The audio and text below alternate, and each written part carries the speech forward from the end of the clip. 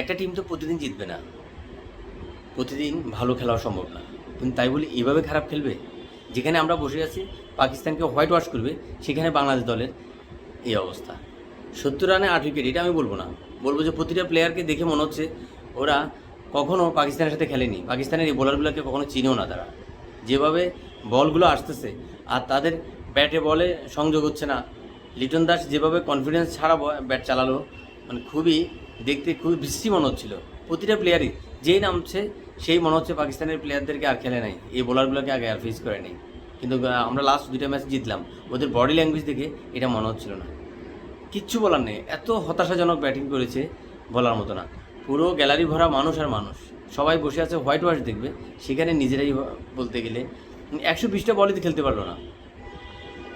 যে আমাদের 20 ওভারে 120 বল, সেটাই খেলতে পারে না।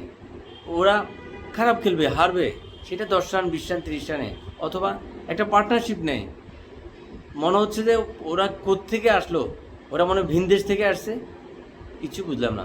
মানে খুবই হতাশাজনক, খুবই বিরক্তিকর, দেখে মন মেজাজ খারাপ হয়ে গেছে। ভিডিও বানাবো না ভাবছিলাম, তারপরও মন মানছিল না, তাই 2-4টা কথা বলতে আসলাম। আল্লাহ হাফেজ।